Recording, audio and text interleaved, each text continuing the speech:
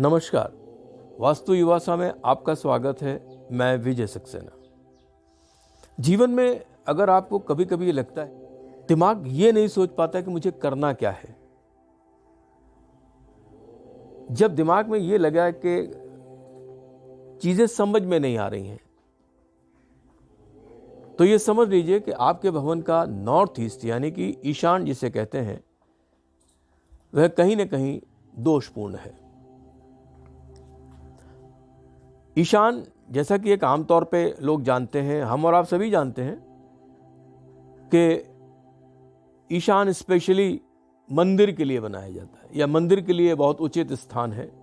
मंदिर बनाया जा सकता है ईशान में। लेकिन एक चीज मैं आपको बताना चाहता हूं कि वास्तुशास्त्र के जितने भी ग्रंथ हैं उनमें कहीं पर भी इसका उल्लेख नहीं है कि ईशान में मंदिर होना चाहिए। जितने भी ग्रंथ हैं वास्तु के, वास्तुशास्त्र के, उनमें सब में सिर्फ और सिर्फ दो ही चीजें लिखी हैं। कुछ में लिखा है ईश स्थान और कुछ में लिखा है देव स्थान। देव से मतलब देव, देवताओं का स्थान, और ईश स्थान माने जो आपका इष्ट है। तो यहां पर मंदिर का कोई भी औचित्य नहीं आता है इसमें वास्तुशास्त्र में कि यहाँ पर मंदिर बनाया जाए या मंदिर में सारे देवी देवताओं देव स्थान यानी कि एक देव। देवताओं का स्थान भी तो हो सकता था ना, लेकिन उसमें विशेषकर मेंशन है देव स्थान या ईश स्थान। ईश का मतलब आपका इष्ट, ईश्वर, और जो ईश का जो वास्तविक उल्लेख आता है तो वो आता है शिव परिवार। नॉर्थ ईस्ट में शिव परिवार ही एक ऐसा कंप्लीट परिवार है जिसको आप रख सकते हैं और उससे आपको ईशान कोण से संबंधित सारे फायदे मिलते हैं। हमने अपनी सुविधा के लिए सभी देवी देवताओं को एक जगह बैठ के हम उनकी पूजा कर सकें अपनी सुविधा के लिए, इसलिए हमने उनको ईशान में एक मंदिर का स्थान दे दिया। कहीं भी मेंशन नहीं है वास्तुशास्त्र में कि घर में मंदिर हो। घर में मंदिर का कोई जिक्र नहीं आता है। मंदिर या तो सार्वजनिक हो या आपके लिए सिर्फ आपके इष्ट का या देव स्थान यानी कि एक देव, जो भी आप जिनको आप मानते हैं, जिनमें आपकी बहुत श्रद्धा है, उनको वहां पर आप स्थापित कर दें। चीजें कौन कौन सी हैं जो वहां पर नहीं होनी चाहिए?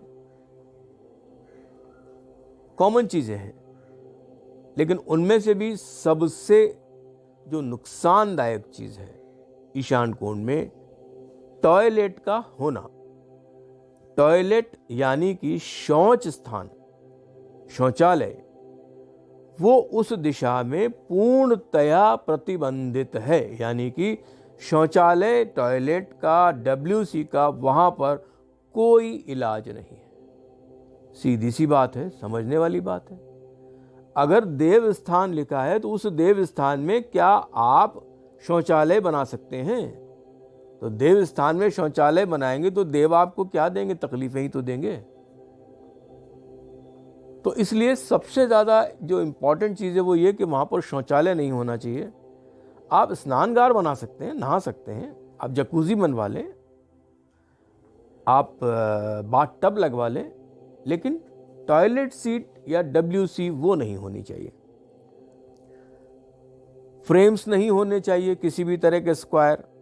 पीले रंग की कोई चीजें नहीं होनी चाहिए, लाल रंग की कोई चीजें नहीं होनी चाहिए। ये वो चीजें हैं जो मैं आपको बता रहा हूं जो वहां पर नहीं होनी चाहिए। तो इस डस्टबिन नहीं होना चाहिए, वॉशिंग मशीन नहीं होनी चाहिए, झाड़ू मत रखिए उस जगह पे, पोंछा मत रखिए उस जगह पे अपने घर का, और शू रैक मत रखिए। क्योंकि जब बार बार मेंशन है हमारे ग्रंथों में कि वो देव स्थान है, ईश स्थान है, तो उसको बहुत साफ रखिए, बहुत ही क्लीन उसको रखिए। गांव में कभी अगर आप जाते हो तो आपको देखने को मिलेगा कि उनके यहाँ जो देवस्थान है, जिसे आप ईशान कहते हैं, वो उसको ईशान नहीं बोलते, वो उसको देवस्थान के नाम से जानते हैं, और उस स्थान को वो कच्चा रखते हैं। गाय के डंक से उसको लीपते हैं, उसमें गेरू डाल के। क्यों? क्योंकि वो जगह, ऐसा हमारे ग्रंथों में मेंशन है, हमारे सनातन ग्रंथ में लिखा हुआ है कि गाय का जो डंक है वो बहुत ही पवित्र माना गया है। तो उससे अगर उस ईशान को वो लीप कर वहाँ पर पूजा करते हैं, या उसको लीपते ही हैं सिर्फ, तो वो उनको बहुत ज़्यादा फायदेमंद रहता है। वो बहुत ही अच्छे रिजल्ट्स देता है ऐसे लोगों को जो वहाँ पर कच्चा स्थान रखते हैं और उसको गाय के डंक से हल्की सी गेरू डाल के उसको लीप देते हैं वहाँ पे। तो इसलिए सबसे बढ़िया तो होता है कच्चा स्थान अगर रख सकें। अगर आपके पास बड़ा मकान, आजकल ये संभव नहीं है, इसीलिए मैं उसके बारे में बहुत ज़्यादा आपको डिटेल भी नहीं बता रहा हूँ, क्योंकि बताने का कोई फ़ायदा नहीं। डिटेल तो मेरे पास इतने हैं कि मैं आपको बताता जाऊँगा, आप परेशान हो जाएंगे। लेकिन जितना कर सकते हैं उतना ही बताना ज़्यादा उचित है। आजकल हम लोग फ्लैट्स में रहते हैं, बहुत ज़्यादा 200-250 गज के मकानों में रहते हैं, तो उनमें आप इस तरह की कच्ची जगह नहीं रख सकते हैं, और ना आप उसको इस्तेमाल कर सकते हैं, काऊ डंक या इस तरह की चीज़ें। तो उसको बस आप नीट एंड क्लीन रखिए, साफ़ सुथरी रखिए, वो आपके लिए बहुत फ़ायदेमंद होगा। रंग कौन कौन से मैंने आपको बोले वो आप हटा दीजिए। लाल रंग हटा दीजिए, पीला रंग हटा दीजिए। टॉयलेट, किचन, डस्टबिन, झाड़ू, शू रैक, ये सारी चीज़ें यहाँ पर नहीं होनी चाहिए, क्योंकि देव का स्थान है, तो यहाँ पर ये सारी चीज़ें नुकसान करेंगी। हटा दीजिए इनको यहाँ से। मुझे उम्मीद है कि आपको नॉर्थ ईस्ट के बारे में समझ में आया होगा। आप ये नहीं डिसाइड कर पा रहे कि आपकी ज़िंदगी में आपको क्या करना है, दिमाग अंधेरे में आ गया है, सोच नहीं पा रहा है, निर्णय नहीं कर पा रहा है, तो इस दिशा में यानी ईशान कोण में आपको ये सारी चीज़ों को हटाना है और शंकर भगवान का परिवार रखना है।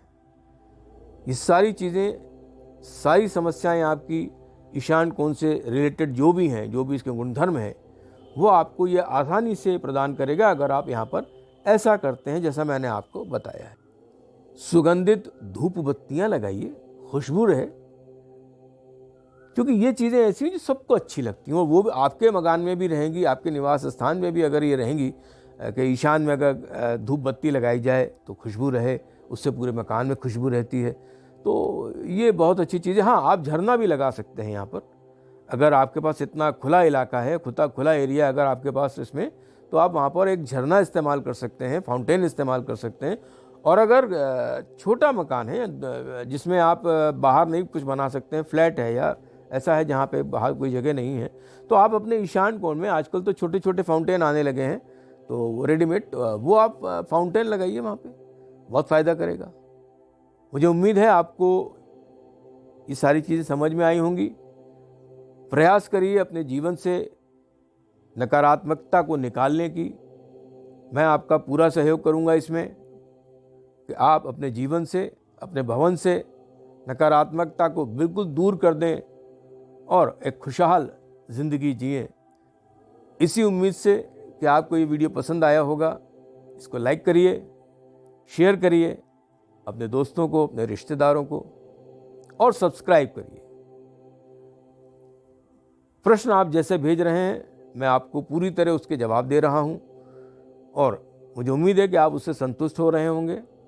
आगे भी किसी भी तरह की जो जिज्ञासा आपके मन में हो वास्तु से संबंधित, आप मुझे लिख के भेजें। मैं पूरा प्रयास करूंगा कि मैं आपकी समस्याओं का निवारण आसान रूप में कर सकूं। Thank you so much. नमस्कार।